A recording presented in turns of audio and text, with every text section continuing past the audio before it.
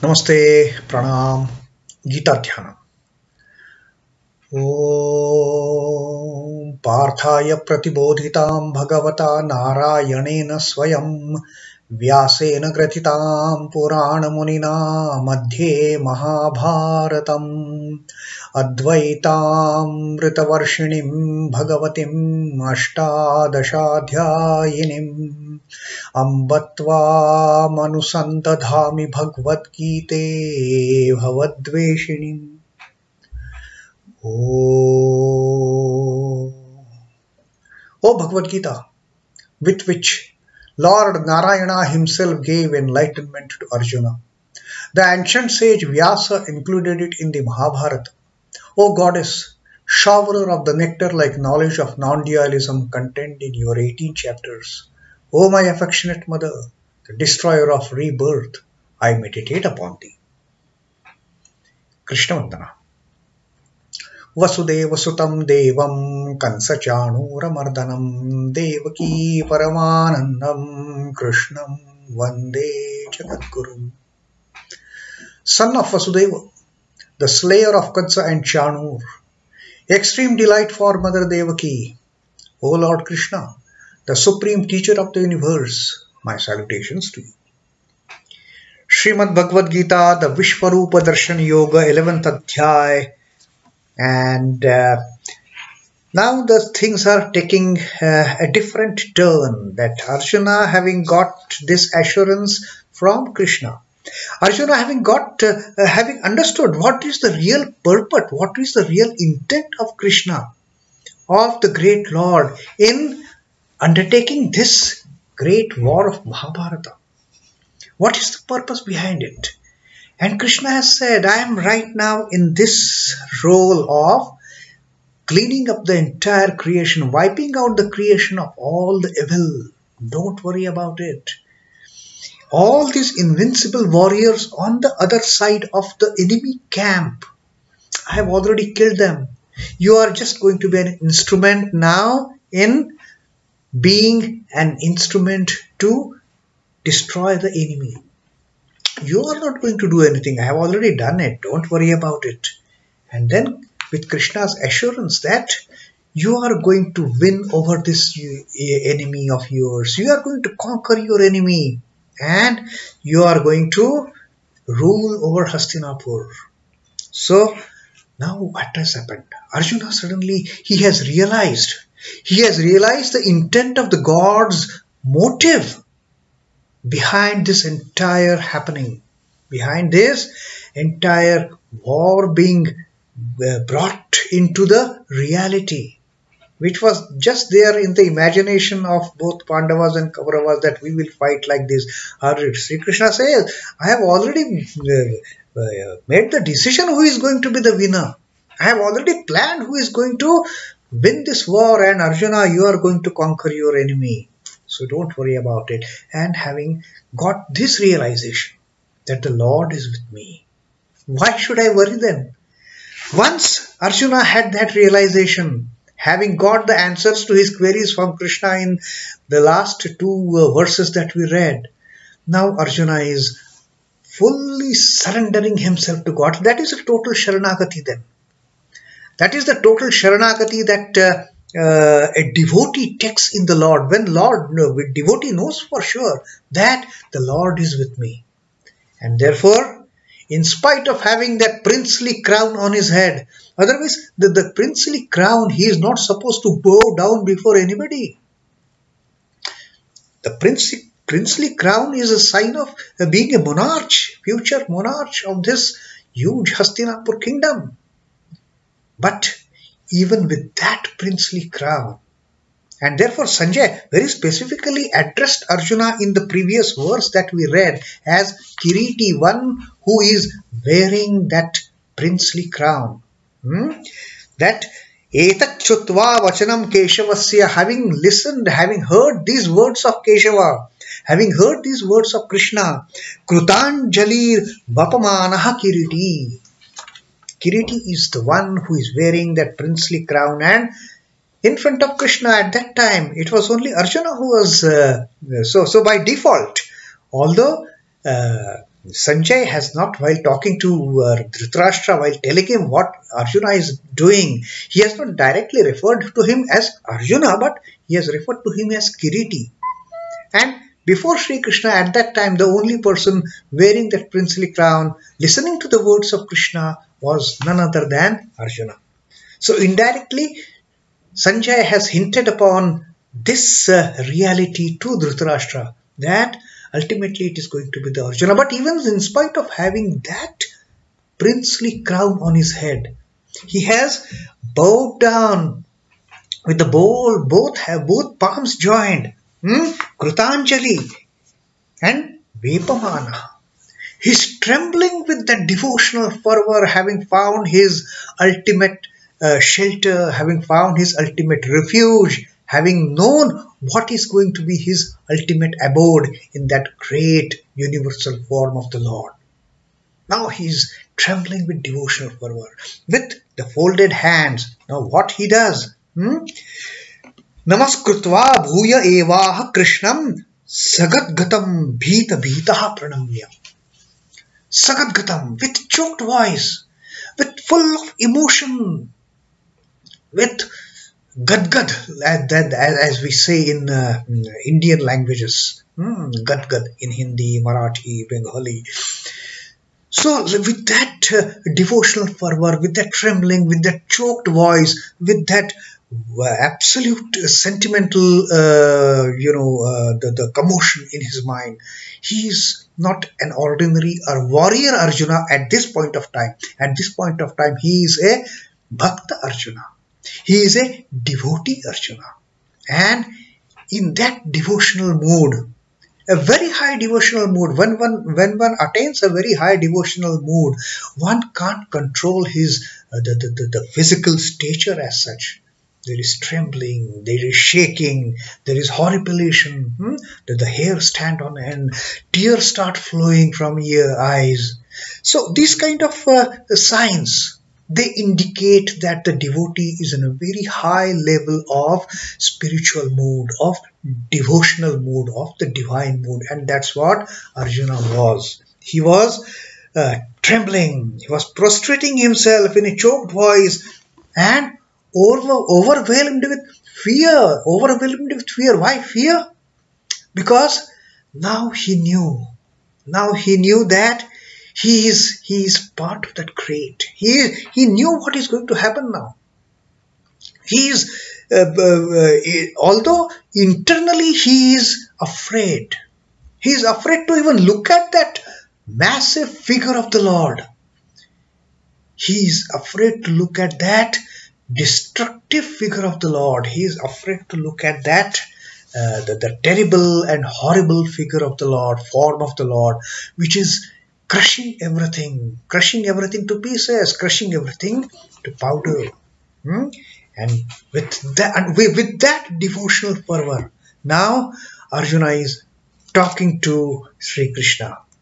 So Arjuna says in this 36th shloka, Arjuna uvāca sthāne Hrishikesha tava prakīrtyā jagatprahṛṣyatyanurajyate rakṣāṃsi bhītāni diśo dravanti sarve namasyanti siddhasaṅghāḥ.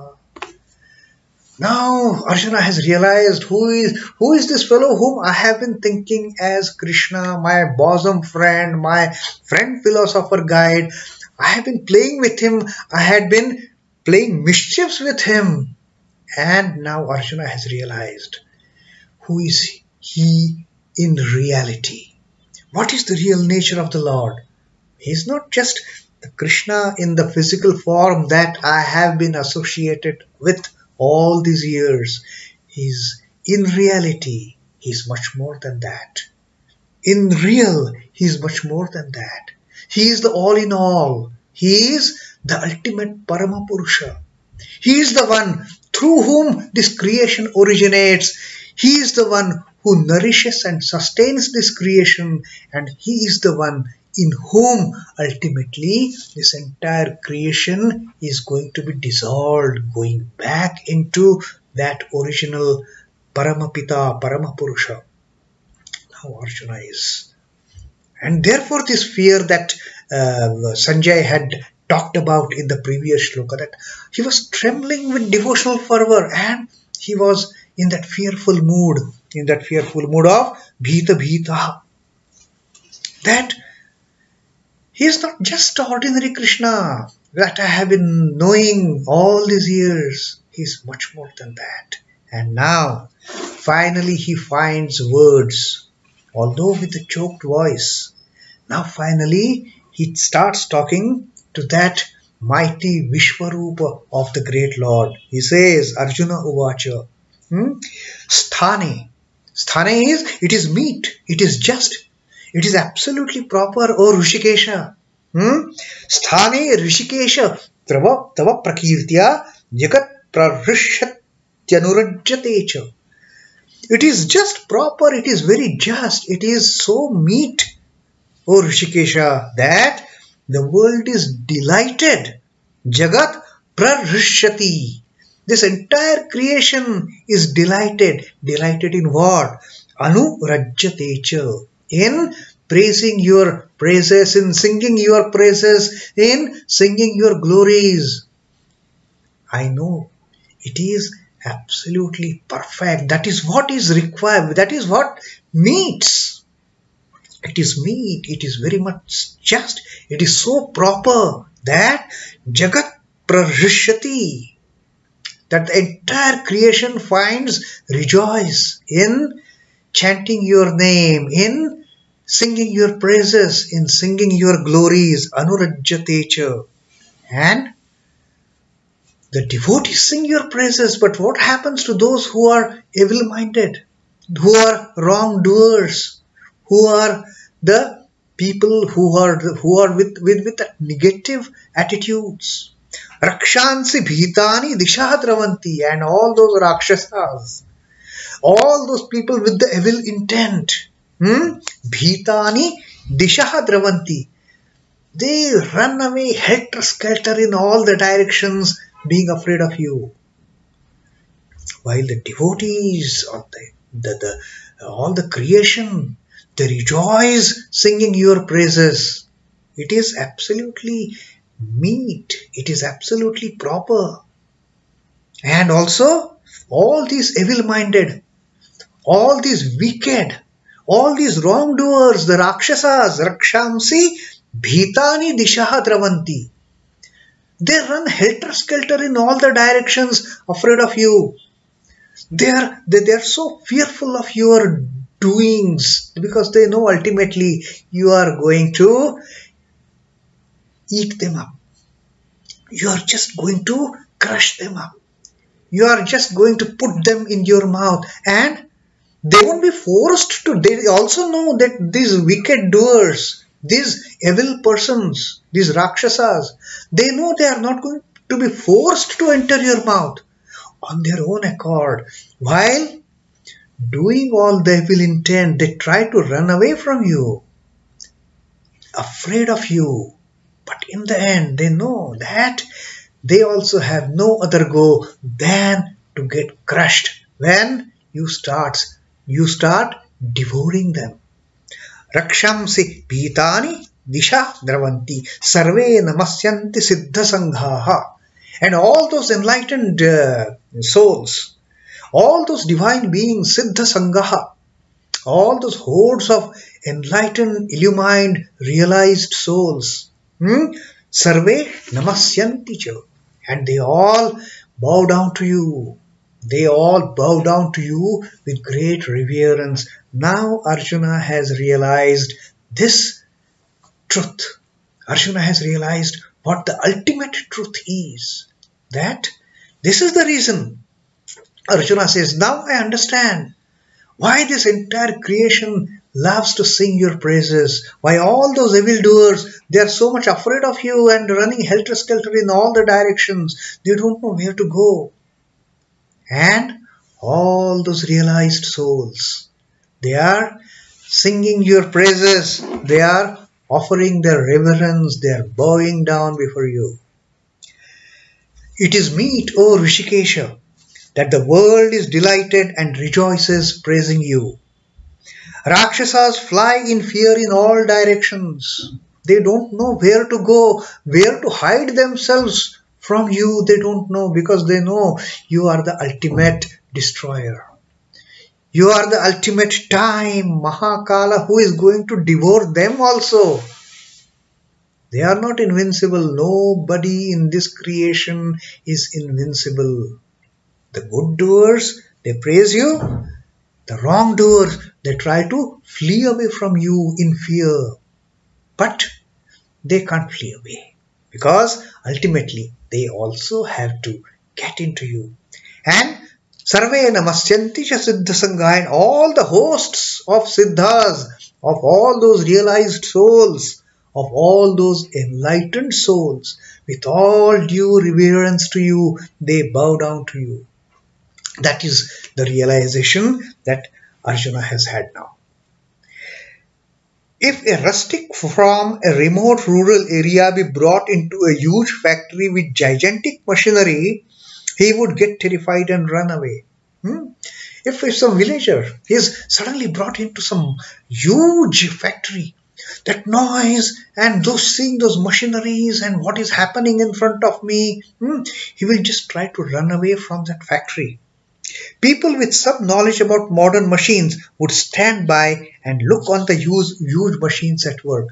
People who know how the factory works, they might get interested. They might get fascinated by what is happening. Tomorrow, if I am taken to a factory which I have not seen earlier, but I have some idea of how the things are manufactured, and if I go and see that factory, I will be interested. I will be having some kind of curiosity. Oh, let me see how they are manufacturing it. Let me see how they are packing it. But if I am from a village background and I am brought to such a manufacturing unit, I won't know what is happening. Like when I used to work for Amul Dairy, where we used to handle lakhs and lakhs of liters of milk. In fact, during the flush season, we used to handle 15 lakh liters of milk every day. People used to come and see the dairy. There used to be a visiting gallery, and people used to get astonished. Oh my God, such a huge spray dryer plant which is manufacturing 60 tons of milk powder every day. These many tons of cheese is being made every day.